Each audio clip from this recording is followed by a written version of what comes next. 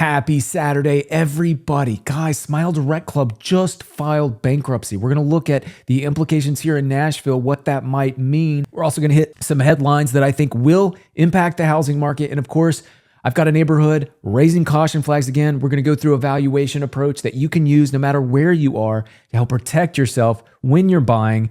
And it's the end of the month, so I do have a housing market update for you that I think will be very interesting. Now, my name's Ethan Flynn. I'm a CPA. I'm a realtor. I love real estate. I love data. If you are planning to buy and you have already decided you're buying, you're a cash-heavy buyer, reach out. I'd love to help you. I focus mainly on Williamson County.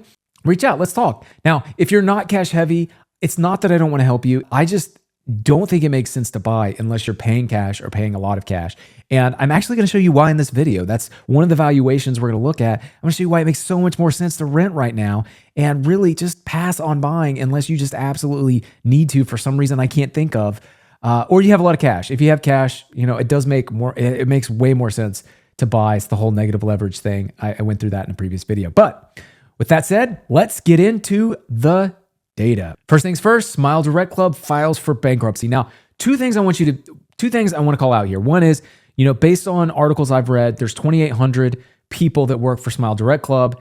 As far as I could tell, there were no layoffs, but it's also, their footprint's much larger than Nashville. So it looks like out of 2,800, I think maybe 200 to 400 actually work in Nashville. Now, again, that's a guess, but that was just a LinkedIn search. That's the number that came up. And then also, when I looked at CoStar data, and you look at the tenants, you can see 150 employees on their floor. So somewhere between probably 200 and 400 actually work here in Nashville. Now, here is one of the other implications. They have 20,000 square feet in Phillips Plaza here, and that 20,000 square feet, what's going to happen to that? Now, it's not apparent what's happening here, but I can tell you that rent is probably on the list of things that are going to get renegotiated. Now, the bottom line is they're in a building that's 70% occupied and they have 20,000 square feet.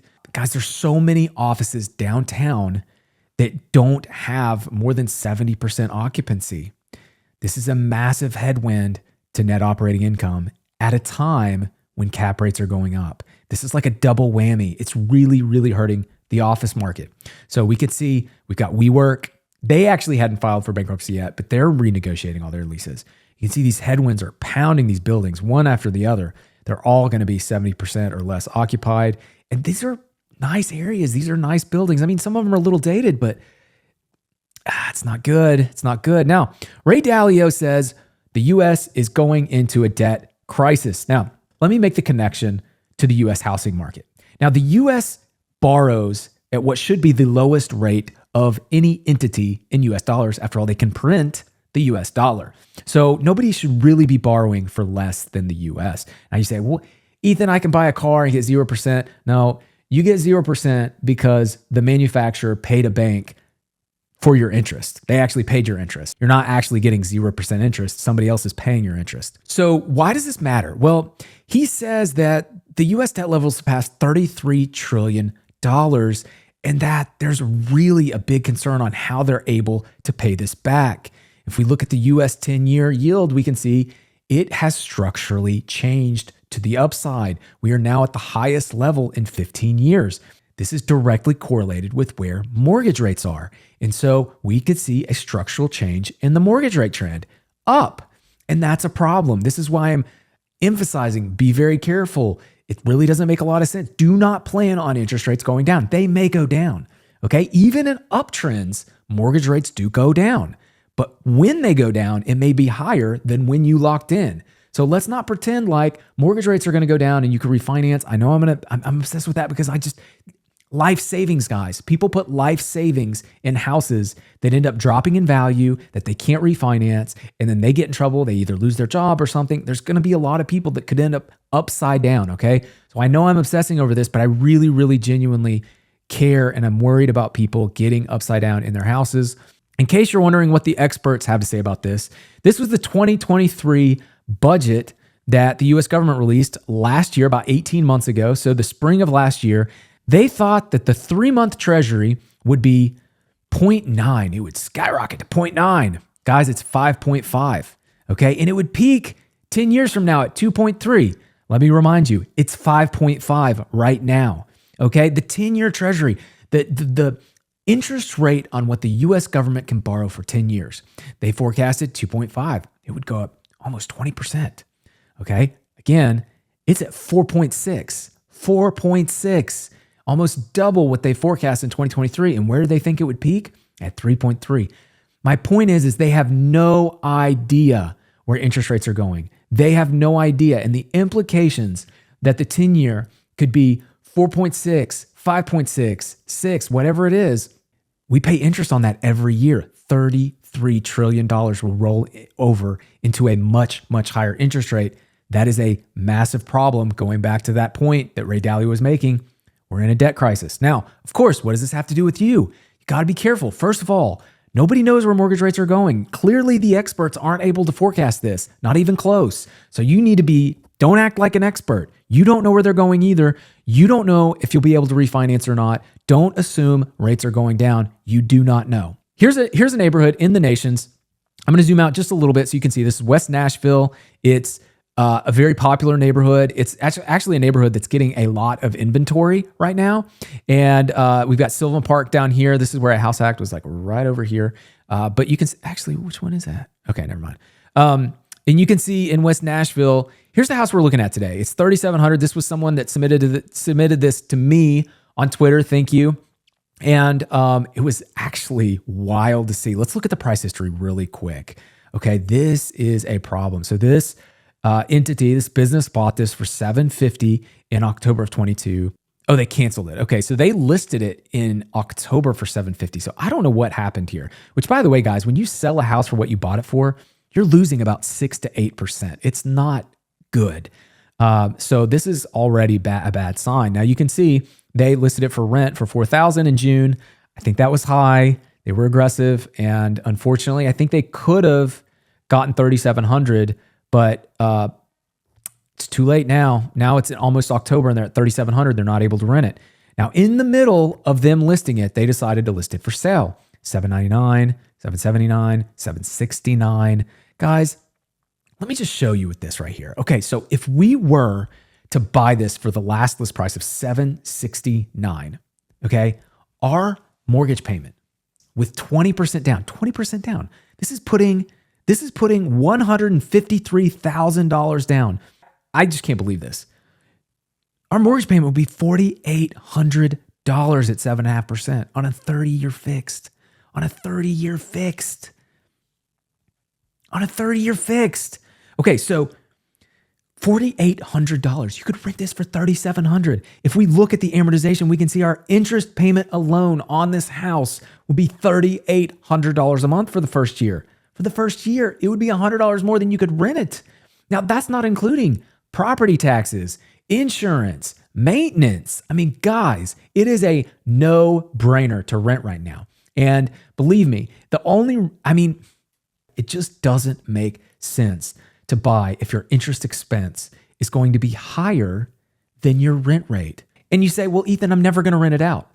Well, okay, but there's an entire buyer pool that would buy it to rent it out, and you're missing them if they cannot borrow and rent your house out for more than their mortgage payment, okay? So it's not just about you being able to rent it out, but it's about a whole pool of buyers that might be interested in buying it if they could just make the math work. Let me show you this really quick. Okay, so this is Charlotte Park in the Nations, rent per square foot. Now you can see this this is a 5-year view, and you can see it's been trending up every single year.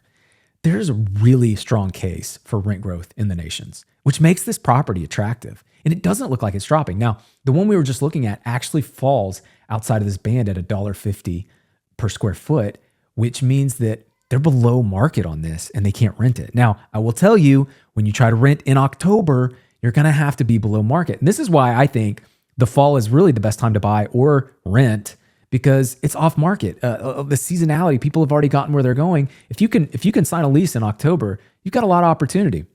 And this is, a relatively good deal in the Nations. So that being said, strong rent growth here, but the price with the interest rates we have, it makes no sense to buy this. And that is the problem we're running into. Now, let me move on here and talk about sales price. Guys, you remember me saying it could go into the 460s this month? It's in the 460s. 468. I can't believe it. Now, we'll see if this holds. There's probably going to be a couple hundred more, 150, probably about 150 more come in over the next few days, probably Monday, Tuesday. So we'll see. We'll be at about 2,200 closings for the month. At 468, that is the biggest price drop we've seen this year. And 468 is 1.5% down. So this is pretty wild change. In fact, not only is it down for the month over month, but look, September of last year was 475. So we're going to show for September, we're going to be down year over year about 1% to 1.5%. Month over month, we're going to be down 1% to 1.5%. And close volume is going to be, 2,200? It's going to be down almost 20% year over year. Guys, these numbers are brutal because if you remember September, volume had already been tanking. So we're hitting volume. I mean, the pool of buyers, in my opinion, are shrinking and continuing to shrink. It's just my opinion because 2,200 is just so low. Now, when we get into October, we're probably going to be 2,000 to 2,300. How do I know this? Well, here is the forecast. I'm using contract volume. This light blue line is contract volume. I take all the contracts that have gone under contract the last 31 days, and I just plot it every single day, and I move it out 30 days to say, hey, where are we going? This black line is closed volume for the last 31 days. And you can see it leads it very well. And so where are we headed towards the end of October? 2,000. So you can see we're probably going to be, for October, we're probably going to be 2,000 to 2,300 tops. We're going to be down year over year in volume there. The pool of buyers is shrinking and shrinking.